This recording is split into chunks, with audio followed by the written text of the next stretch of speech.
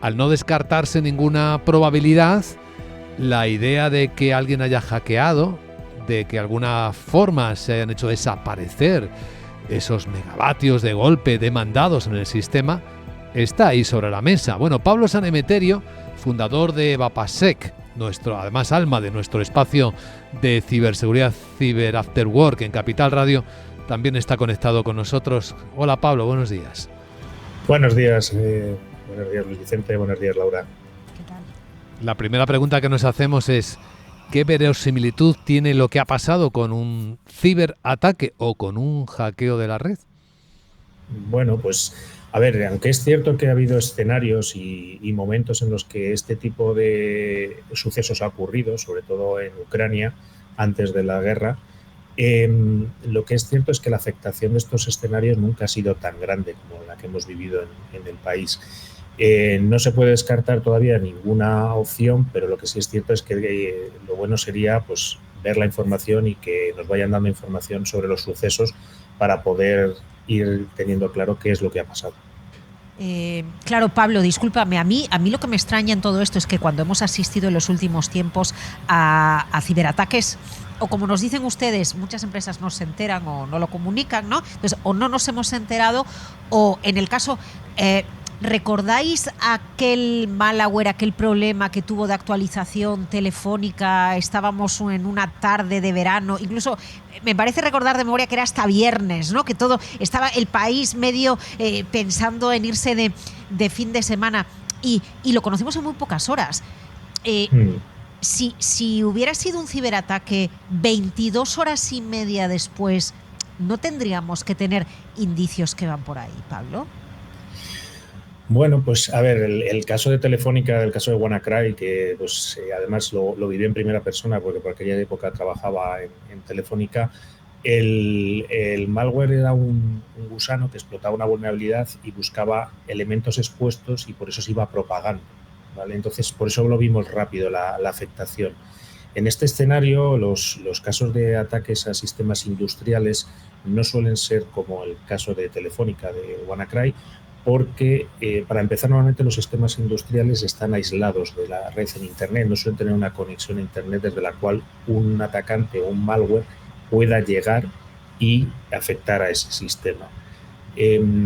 Por poner un ejemplo quizás un poco más antiguo, en el caso de Stuxnet, que fue el ataque a un sistema industrial que más impacto tuvo por allá por 2011 y fue un ataque contra las máquinas que enriquecían uranio en Irán, ¿vale? Y ahí lo que se hizo, como están fuera de red, no están conectadas a Internet, se hizo a través de USBs. Se fueron distribuyendo USBs que los propios operarios sin una gran formación en ciberseguridad fueron pinchando en equipos y a través de ese USB se infectaba a un equipo que luego infectaba a otro y llegaban a lo que se conoce como la red industrial o los sistemas industriales.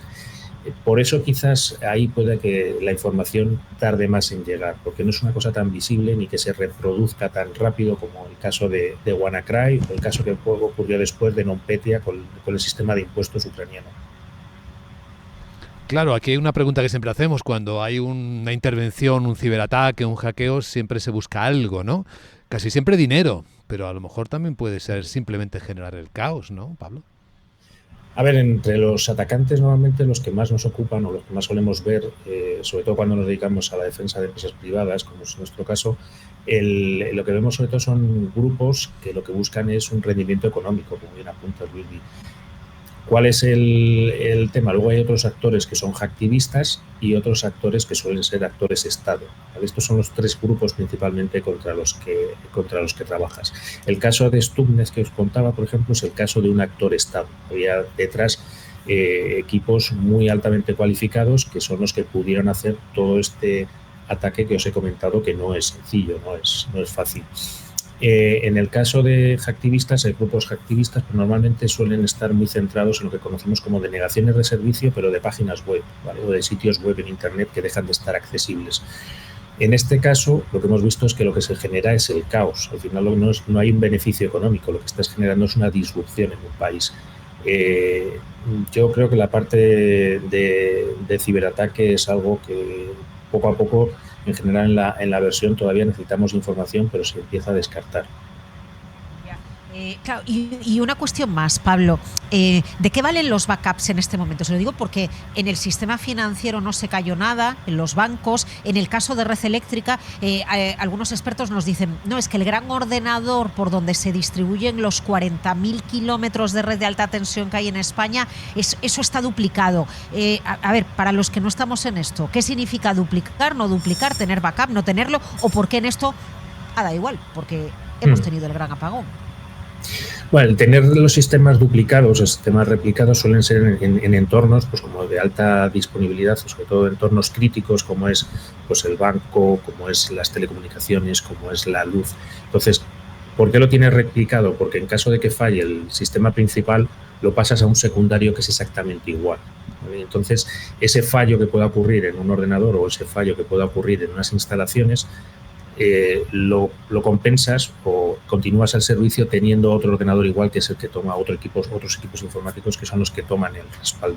En esto generalmente se suelen establecer estrategias, se hacen planes de recuperación ante desastres, se hacen análisis de impacto en negocio y con esos análisis es donde se estima esa parte de backups o ordenadores de respaldo que van a entrar a funcionar cuando el otro falla.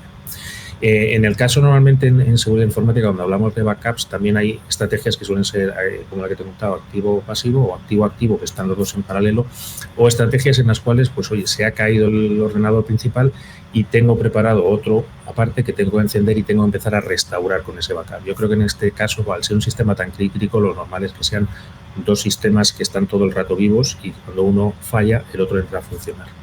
La voz de la experiencia en primera persona de Pablo Sanemeterio, fundador de Vapasa. Gracias, Pablo, por acompañarnos. Muchísimas gracias. A vosotros, Laura. Este es un programa especial.